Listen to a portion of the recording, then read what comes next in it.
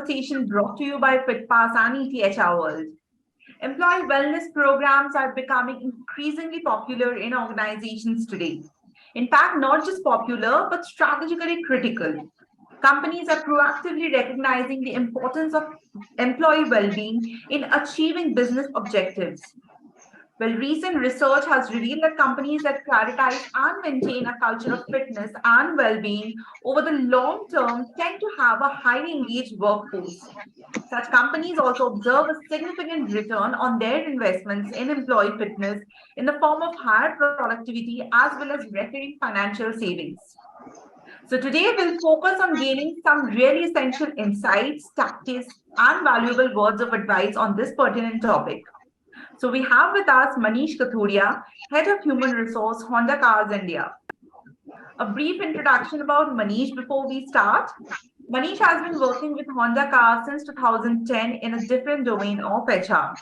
With extensive experience in the field of HR, Manish has played a crucial role in establishing a people centric culture at Honda Cars India. He possesses a comprehensive understanding of the Indian market and has successfully implemented several best practices in talent acquisition, employee engagement, talent management, as well as organization development. With that, a very warm welcome, Manish, to today's conversation.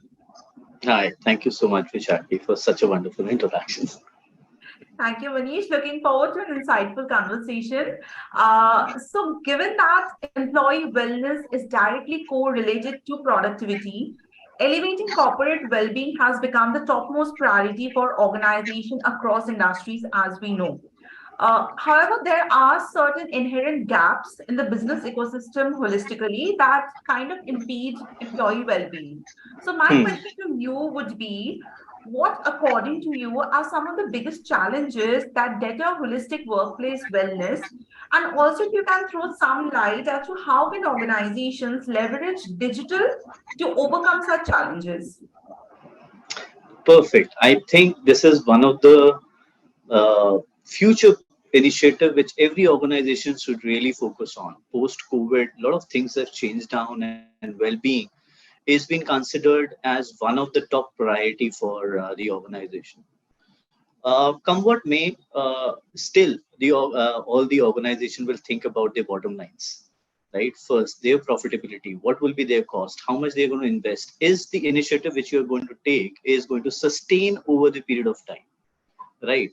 So all the things which we are going to take with respect to initiative with in well-being need to be monitored with respect to cost. Not only cost, people are taking a lot of initiative internally in the organization as well. To take separate initiative, you have to maintain staff, people as well, right? Uh, Third thing, even if you're taking a lot of initiatives within the organization, I will share later on as well with you what type of initiative we are taking. But interest level of the employee also plays a very important role, right? For example, we do an engagement survey, and from that engagement survey comes up that we need to invest a lot in well-being of the organization with respect to fitness, sports activities, right? Uh, some organizations do investment, but they cannot sustain the momentum of the organizations of the employee. For example, we set up a gym inside the working environment, but we see that the engagement level of people is only 20 to 25%. Even 100% have said that we want such an initiative, but it comes out that people may not be able to sustain that interest level in those initiatives. But fortunately, with the new millennials which are coming up in the industry, be it manufacturing as well, from tier 2, tier 3, even tier 1, these people are too much, inclined toward fitness. That's the best part. And we are one of the countries where smartphones and technology is everywhere. So digital will play a lot of roles in the coming future, no doubt. But how to integrate it, how to customize it, how to make sure that even if you have a wearable fitness band and you have a company sponsored preventive health checkup with your fitness things or fitness app, how we can have an end-to-end solution. That would be a challenge for even the digital technology to come up holistically, what they can think it of to come up with a solution that can be implemented across industry. That will be a challenge for them as well. You've perfectly laid down the context for our discussion with such, insights. So this kind of leads me to my next question. That is, we keep on talking about Gen Z and millennials, and as we know that with Gen Z and millennials into the global workforce, people leaders are faced with the monumental task of managing a multi-generational employee base. So, I would like to know that, according to you, how can organizations establish an agile and flexible wellness strategy that kind of meets the expectation of the workers across generations? Hmm. That would be the biggest question for us even, because while we are working and the industry is moving so fast, we have people at the age of 55s, 40s, 30s, 20s, gigs worker. So we cannot have one size fit all solution. We need to work out on our data. We need to see what the facts says. We need to analyze the demographic profile within the organization, right? And if somebody is coming up as a vendor, they need to understand the industry psyche as well. What is this demographic? For example, manufacturing, which is about 17% of GDP, or service industry, which is 55% of the GDP. Still, the age gap between a manufacturing and the service will be quite high. Manufacturing would have a higher age group, average age than service industry. So that is where the things which we need to work on. That yes, young people will require a lot of fitness, but high age people will require a constant monitoring program with respect to their health, right? Blue collar people which work on the line and make cars for us, we would really like to focus on the right diet and the right checkup which is required to maintain them physically. So combining all, if I make you understand in three sentences, young people, tier 3, tier 4 people who we are enrolling in our company for jobs which are required to be performed physically, as well as high tenured people or high age people. So we need to understand that yes, Gen Z millennials require a fitness, but ultimately we need to make sure that we have a solution which is sustained and concentrated toward all the demographics within the organization. So we have not only have gym for young people, we have Zumba classes or yoga classes for female associate, which we may be taking one of the initiative in the future, but also taking preventive medical checkup for our elder or high age associates as well.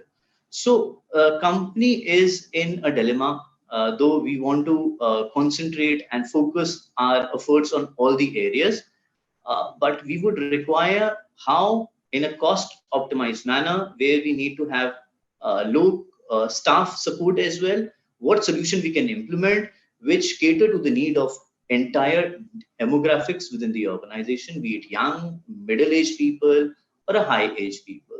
So that will be one of the major challenges for HR across industry.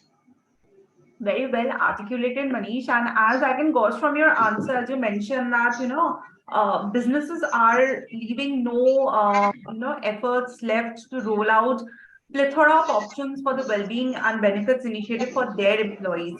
And as you correctly mentioned that maybe you're setting up an on-premise gym, but however the turnout might be 20 to 22%.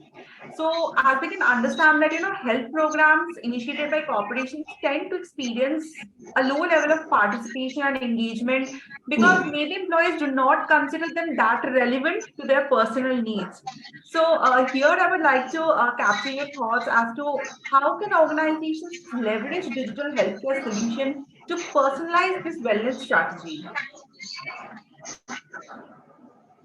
So yes, you're right. We need to personalize the wellness strategy. For example, if somebody is having stress issues. So you need to work on their mindset. You need to work on their mental health. For young people, they would require a lot of opportunity with respect to their fitness. They want to have a flexible work culture in which they can go across, play table tennis, play tennis, have gyms as well. So that is where I suppose we need to personalize the solution for all our demographics.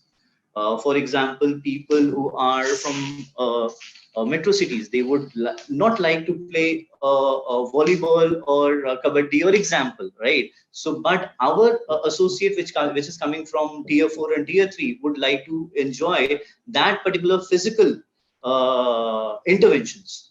So within the organizations as well, people have set up volleyball courts, right, or a physical parameter to play cricket.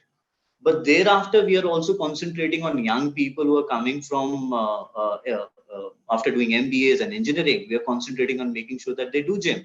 So yes, it will be a challenge for the organization. We need to adapt to digital things because whatever we do, it is in silos, right? Understanding the preventive and predictive medical requirement of the organization, understanding the data which is required to maintain lower absenteeism, higher productivity, everything need to be synchronized. All the data coming from physical interaction or a digital interaction, they should submit to one place so that fact can be studied, their health requirement need to be understood, and accordingly a tailor-made solution need to be given at one place so that all can come and visualize what is the requirement with respect to mental well-being or physical well-being of the people, right?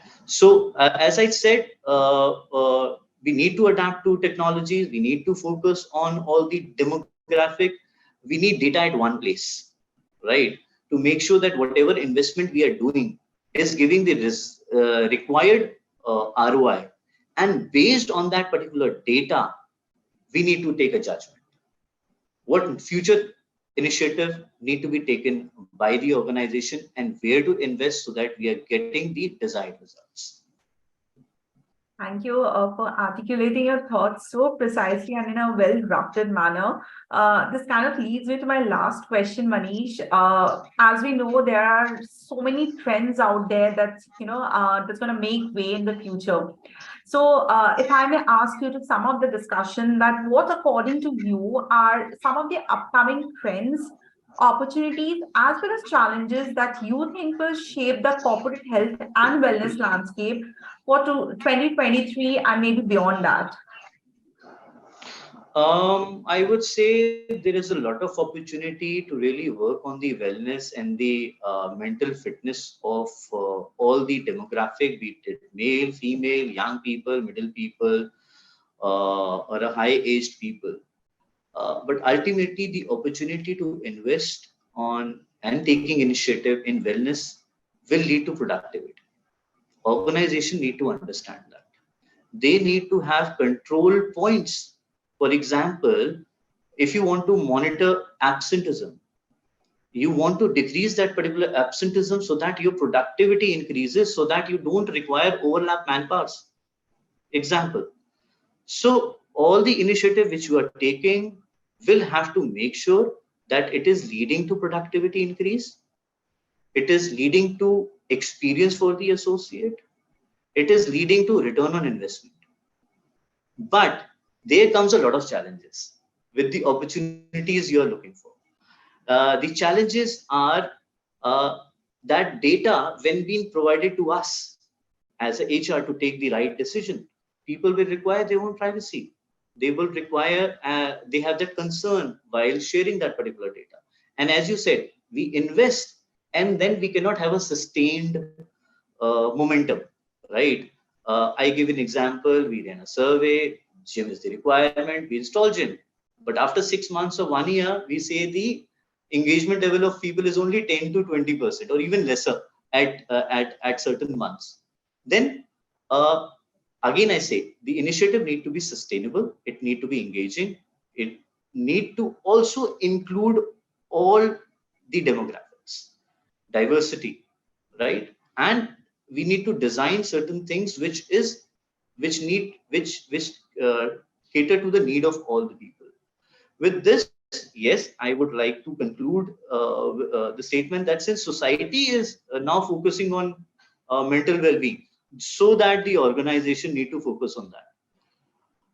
We need to focus on not only the well-being but also mental health of people to make them productive and high productive, smart workers, not hard workers, right? So when I see people are working in IT industries or even our industry, I'll not focus on IT industry only. They're working for 16 hours, 20 hours. Why they are working for 16 hours, 20 hours? Because their state of stress would be so high that their productivity is less, right? So we need to really emphasize on the preventive care of people, and likely we need to invest in the right initiative which will lead to a better wellness programs, a better healthy organization. A better healthy organization will ultimately lead to productivity up, which will ultimately lead to better initiatives and benefit for the employees, which will ultimately lead to a lesser exit. So it is a whole cycle which we have. But invest in the right thing, understand the fact, and accordingly you will see the result.